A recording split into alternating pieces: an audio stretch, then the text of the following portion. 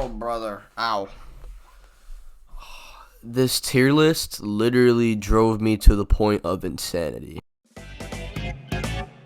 The rules for this tier list are I will be using every character at their best, along with not including the Ninja Brothers or Royal Ripper and Bug God or the other characters that could potentially be Cadre candidates or whatever, the other members amongst the Monster Association. I don't care about them. And obviously this list will have some contentions due to some Cadres not winning with pure power alone. However, I will specifically address those characters when need be. And one last thing I should clarify before going into this tier list, I am not including Phoenix Man. He is an honorable mention since he literally varies on who he fights. He could either outlast powerhouses like Goketsu or lose to people like Black Sperm via getting overwhelmed.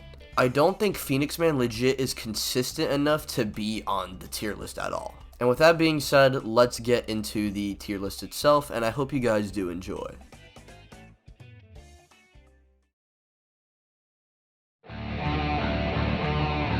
Now for the low tier Cadre, we have Nyan and Gums. These two are here due to out of all the heroes they had to face, they faced some of the more weaker ones. However, it should be noted that Drive Knight needed prep time to defeat Nyan, plus Gums in the end did beat Pig God and was even able to break Tatsumaki's barrier.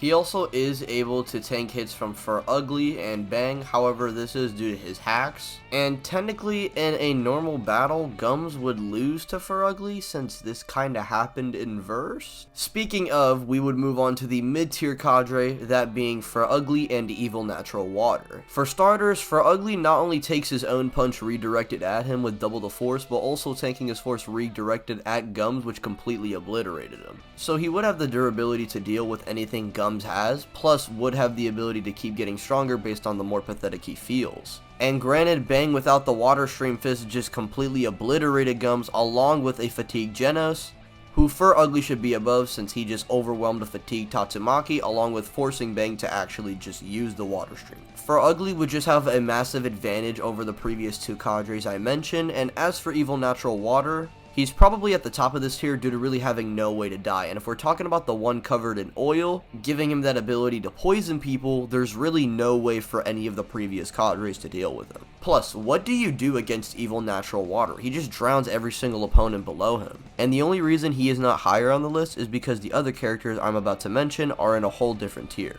Now in the high mid tier, we have Homeless Emperor, Acid Ugly, and Black Sperm. It's funny that these three are all in a tier together because they are the weirdest and most inconsistent Cadre to scale by far. Acid Ugly is able to react to full power Darkshine but gets blitzed by Homeless Emperor, who even Child Emperor's dogs could react to. And we know if Acid Ugly were to touch Homeless, he'd just kill him instantly. But if the fight starts at a distance, Homeless just sprays and overwhelms Acid. However, I feel like something should be noted when Homeless overwhelms Acid Ugly. Firstly, we see his raw speed being slightly above Darkshine's, but his spit being reacted to by Darkshine while having his hands burning, along with Homeless himself being able to block this hit. So in raw speed, you could probably assume that Acid Ugly might be able to combat Homeless, and if he were to get close, it's wraps. But if he just attempts to spit, which he probably would do in character like a moron, and which is also slower than his combat and reaction speed, Homeless probably just nukes and overwhelms him. And Black Sperm is in this tier because for one, Homeless and Black Sperm are always talking about fighting each other, and we also know that Black Sperm said if he could just off guard Homeless once, it's wraps. However, Homeless even implied that even if Black Sperm is at his limit, he would just nuke him. And we know that Acid Ugly's acid is enough to completely overwhelm a Black Sperm rather than them just duplicating, which means if Black Sperm just runs at Acid Ugly just kills him. Again, these three are super inconsistent and probably could be higher if you want to argue due to Black Sperm having no way to die. Homeless either scales to Acid Ugly or gets one-shotted by him, and Acid Ugly in terms of a fist fight could probably rank a lot higher due to him having speed scaling to Darkshine. But due to him being dumb and trying to spit on people, he is ranking here. And now time to get into the high tier Cadre. We have Goketsu and Elder Centipede. Goketsu and Elder Centipede are here simply due to them being the powerhouses of the Monster Association, and Goketsu, when he was taken out, literally had the Monster Association a little scared, but then after Elder Centipede dropped, they started to realize a lot of their heavy hitters are falling fast. Now what's interesting about this is both Goketsu and Elder Centipede basically have the same scaling, with them just being a top tier member of the Monster Association, but Giro seemed to be a lot more concerned with Goketsu going down rather than just Elder Centipede. However, Elder Centipede is a little weird to scale due to him having the regen to deal with Goketsu even if he was a little stronger than him. Like, Elder Centipede straight up recovered from Bangin' Bomb's full on assault, and we know that Giro specified 4 heroes that could defeat Elder Centipede, while Goketsu said only some of the S-Class could probably stop him. And we can at least assume the S-Class members that he is talking about are Blast, King, and Tatsumaki. And plus, when Goketsu was around, Murata implied Tatsumaki was comparable to Base Orochi, who would slam Goketsu and Elder Centipede, keeping their statement valid. Now, in the gas tier, I have Giro, Psychos, and Rover. Rover is in this tier due to Orochi saying the one person who scared Rover had to have been the man who defeated Goketsu and Elder Centipede, meaning at the very least, these three are in the same ballpark with Rover scaling above them. Rover then, while weakened mind you, takes 0 damage from a stronger combo than the one used on Elder Centipede, and instead of, like Elder Centipede, just molting and regenerating from the attack, Rover just straight up tanks it, and this is after taking a punch from Saitama, mind you. And we know that Saitama does get stronger, and you can argue he can one-shot himself from the day before, and when he fights Rover, it's days after he fights Goketsu. This should allow Rover to just straight up overpower Goketsu or Elder Centipede, along with tanking any attack they can think of throwing at him. And if you think I'm being biased, well, you're right. I'm a certified Rover enthusiast. Now, Psychos and Giro are in this tier due to them having scaling to put them above the Tatsumaki that would defeat Goketsu and Elder Centipede. But Giro's perception of her is below Elder Centipede, but something he was above himself. Psychos would be here since she goes on to surpass Giro and does way better against Tatsumaki. And this tier does get a little tricky, but confidently I would have Rover over everyone since he defies Psychos and believes her to not be superior to him, like how he does with Orochi. Granted, Psychos isn't amped here and also isn't physically powerful, but her psychic power should be enough to put down Elder Centipede, which is something that Rover simply defies, plus Rover's durability speaks for itself, and she also implied that Rover was going to be the one to tank Tatsumaki's blast for him. It's weird to think about, but the hypothetical Tatsumaki pre-Monster Association who was over Goketsu and Elder Centipede would be something that Psychos and Giro would be aware of, and Rover probably just outlasts all of them due to him taking on a Saitama days after the Goketsu fight, which means he would scale above Goketsu and Elder Centipede higher than Giro and Psychos would. And now, time for the God tier. In God tier, we have Base Orochi, Golden S, Platinum S, Evil Natural Ocean, and Transformed Orochi.